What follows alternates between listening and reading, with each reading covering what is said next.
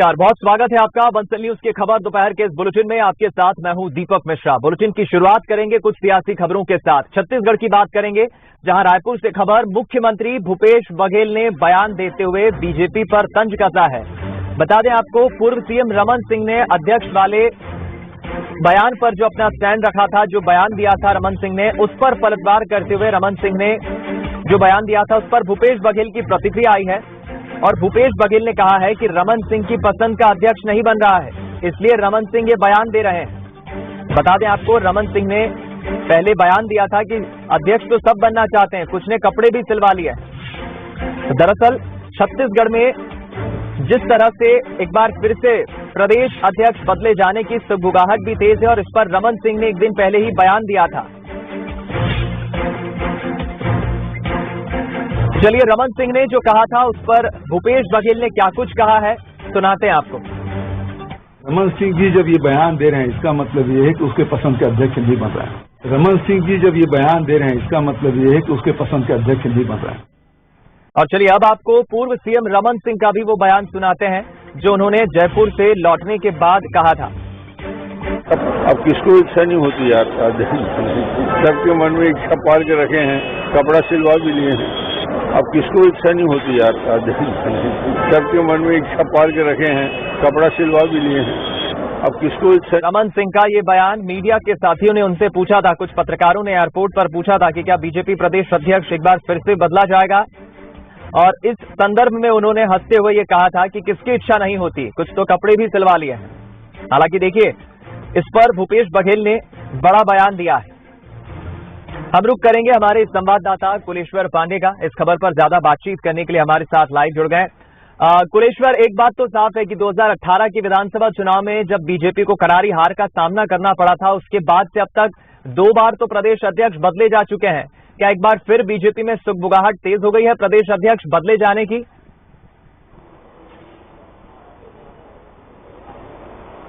देखिए, बिल्कुल 2023 विधानसभा चुनाव में मात्र 15 महीने के करीबी बचे हैं, और ऐसे में निश्चित तौर पर जिस तरह से बीजेपी के संगठन को मजबूत होना चाहिए था, वैसी मजबूती जो है वो इन 3.5 सालों में नहीं दिखी।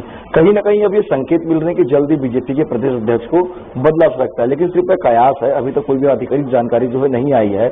लेकिन निश्चित तौर पर जब ऐसी चर्चा होती है तो बहुत से नाम सामने आते हैं, और इसी को लेकर जब 2 दिन पहले जयपुर से रमन सिंह लौटे थे, तो जब रमन सिंह से पूछा गया कि क्या अध्यक्ष बदलेंगे, उन्होंने साफ तौर पर कहा कि हर किसी ने इच्छा पाल रखी है, अध्यक्ष बनने की इच्छा किसे नहीं होती, कई लोगों ने कुर्ता भी सिला लिया है। इसी पर बयान देते हुए आज सीएम भूपेश बघेल ने कहा है कि रमन सिंह का जो बयान है, इससे साफ है कि रमन सिंह का आदमी अध्यक्ष नहीं बन रहा है। आपको बता दूं कि बीजेपी जो है 2018 में जब उनकी हार हुई थी, उसके बाद कई गुटें जो है बीजेपी के सामने आई थी, अलग अलग गुट में बढ़ चुकी है। ऐसे में निश्चित तौर पर संगठन को अगर मजबूत करना, तो एक जो संगठन में मजबूत चेहरा को जो है सामने लाना पड़ेगा, और ये संकेत लगातार मिल रहे कि अध्यक्ष को बदल सकता है। हालांकि जिस तरह से अब इसको सियासी बयानबाजी जिसमें चल रही है, निश्चित तौर पर ये अभी थमेगा नहीं, क्योंकि रमन सिंह का बयान अपने आप में एक बड़ा बयान है।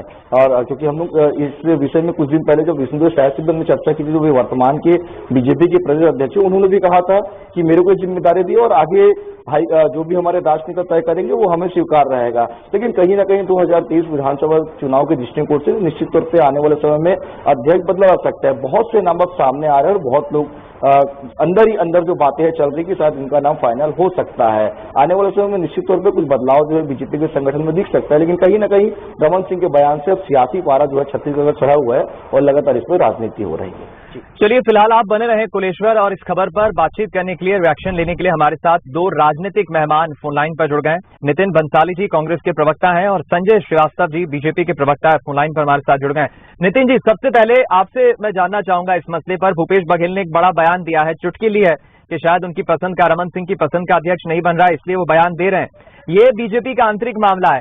कांग्रेस को ऐसा क्यों लगता है कि रमन सिंह की पसंद का अध्यक्ष नहीं बन रहा है, इसलिए उन्होंने इस तरह का बयान दिया है?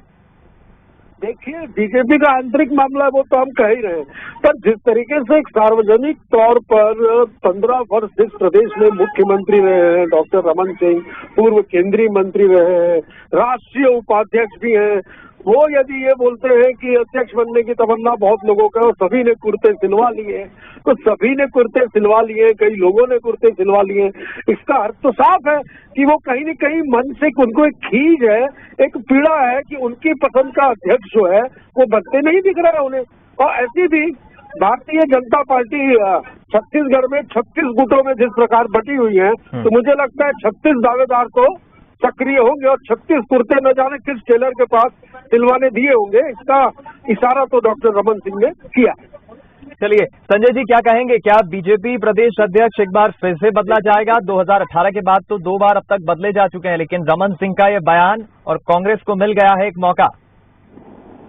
देखिए ऐसा है, जिनके घर खुद के नहीं संभलते हैं वो दूसरों के घरों में झांकने की कोशिश करते हैं।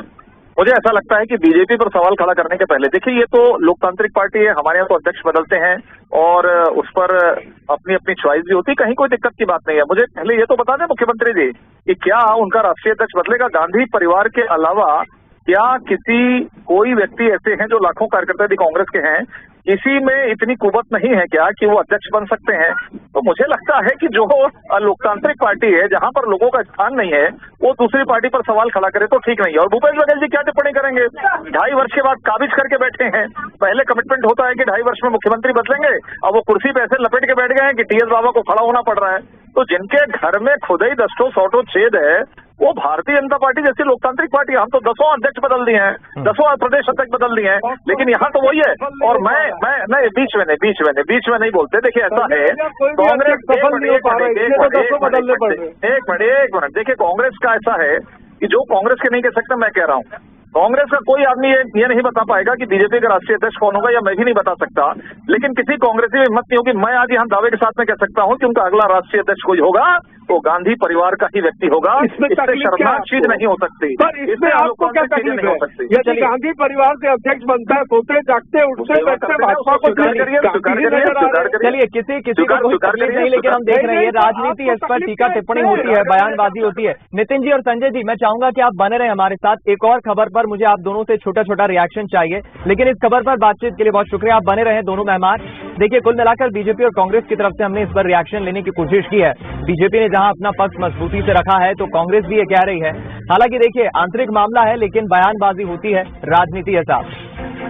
और इधर देखिए रायपुर से ही बड़ी खबर, जहां झीरम हमले की जांच को लेकर सीएम भूपेश बघेल ने बड़ा बयान दिया है। भूपेश बघेल का कहना है कि बीजेपी झीरम मामले का सच सामने नहीं आने देना चाहती है, बीजेपी अड़ंगा लगा रही है।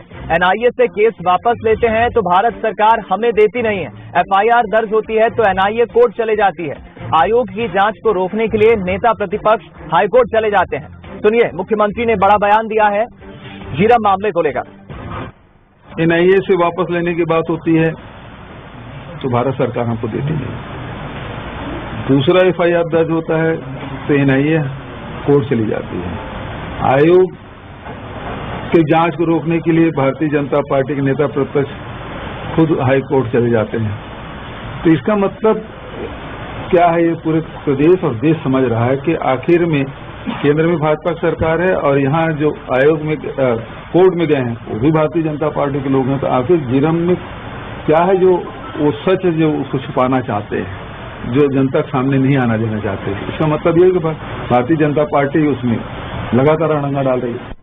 चलिए दोनों मेहमान हमारे साथ बने हुए हैं, एक बार फिर हम रिएक्शन ले लेते हैं इस खबर पर। सुना आपने नितिन जी और संजय जी। संजय जी क्या कहेंगे? कांग्रेस ये आरोप लगा रही है आपकी पार्टी पर कि आपकी पार्टी तो सच सामने आने ही नहीं देना चाहती।